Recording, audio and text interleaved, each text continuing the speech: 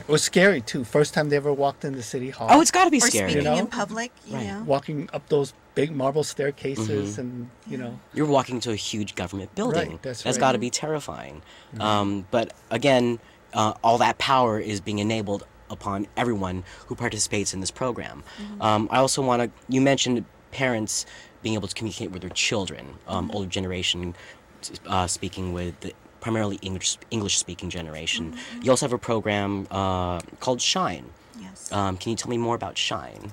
Project Shine is actually students working with one of our ESL teachers, our citizenship teachers, and they actually come and spend time one-on-one helping helping our students practicing for the naturalization exam. So that's one way. The students also help with conversation practice, and we have something called SAIL, which is a similar program pairing students with a student, but SAIL is for literacy students. Okay. Whereas Project Shine is really focusing a lot on our citizenship students. Okay. Yeah, we have just another program that we had just yesterday. I went to a conference at the college, and we have student ambassadors, and I think they did a great job. That was the highlight of the conference for me. But we use them at our campuses, and they take new students around. So this is something that we have to utilize better, is to utilize our students to teach newer students, and they're the best people to do it. I've also checked out your website, and I know that you have several campuses all over San Francisco. Right. Can you please tell me where these campuses are, general area?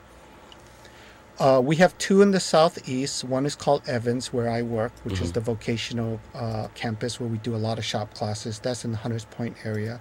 We have another smaller southeast campus up the hill, very close to Evans. And we do a lot of some of the intro to biotech classes there, as well as ESL and other business classes. And then we have the main campus, which I think most people are familiar with. It's actually in the Ingleside neighborhood. It's out by Ocean. And Just at the Filmon. end of the Right. Ocean View line. And pretty much we have campuses almost in every neighborhood in San Francisco. Chinatown, the Mission. Downtown. Chinatown being one of the downtown. newest campuses. Right. Well, it's actually 30 years old. We've been around for over 30 years, but we're planning to build a new building, and that should be up and running in a couple of years. And we're planning on building that at Kearney and Washington. We have our Mission campus at Valencia and 22nd. Downtown campus is at 4th and Mission. Our John Adams campus is on Hayes and Masonic. So in addition to these major locations, we actually use like over 100 sites throughout the city to deliver our classes. So we truly try to bring classes to the community. And I was just going to comment on something that you were saying about our student and our age population. I really feel like we serve the family. We're not just serving the 18, I always say our students are 18 to 80, but we serve the parents, the grandparents, the children. We partner with community groups to do college fairs to really explain the higher ed system to parents. Many of them don't understand the difference between CSU, UC, community colleges, private colleges. They don't know what the opportunities are. They're coming from countries where if you don't pass that national exam, then you haven't got a chance. Right. You know, and so really they really need to understand that we can provide many different opportunities for their children. And it's also very true that when you're trying to get an education, you can't get an education on your own. You need assistance. You need assistance from your friends, your peers, your family. It's a very close, tight network. And I appreciate that you actually recognize that you're doing education for the family Right. and for the community at large. Because one of the things is we always talk about our 50 academic departments, our certificate programs, but we actually have quite an extensive, what I would call student support services. We offer counseling, assessment, orientation, and that's really a big part of why I think our students are successful. Joanne, I'm sorry to interrupt you, but Okay. we're almost out of time. We're still running short. I also want to go over so many other issues, such as the bridge to biotech. You have programs active in the Mission and also Hunters Point, Right. Bayview Hunters Point. Right. We already talked about this before we went on the air to talk about this. Right. Biotech. Give me a sense of what biotech is.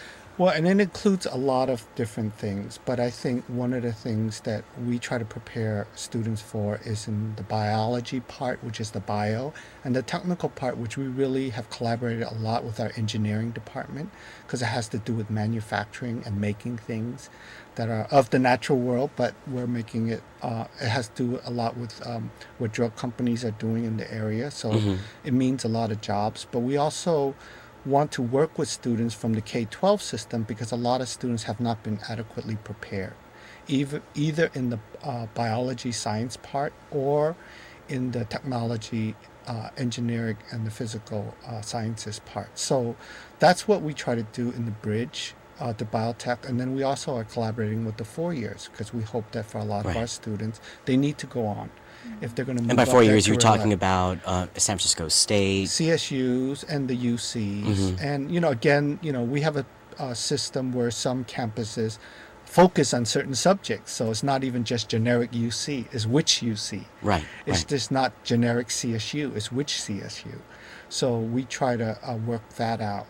And I think our departments are really good ambassadors, the engineering department, the biology and the science departments, because they know which CSU and which UCs and CSUs they should send the students And it's a to. valuable department. A department of, you mentioned earlier, 300 faculty? Well, there's 350 in the ESL department. Yes. I'm not sure how many there are in the engineering. Much smaller than ESL. ESL are kind of the big dogs in the college. It sounds like you have quite a huge caseload because of so many students that are in need. Tell me about your staff and your faculty. I got the numbers here. 60 of the 10% that don't speak English or have lower than average English skills, 60% are Asian or Pacific Islander speaking language. 30% are Latino. 7% are Indo-European. That's quite a big gap of continental languages all over the place. How do you handle all that? Well, I'll let you tell. How do we handle it? We have some bilingual staff, Right. like in Chinatown and in the Mission, where it's more homogeneous.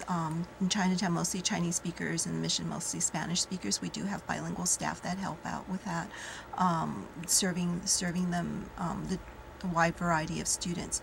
And then we also have bilingual staff in our missions and enrollment areas too.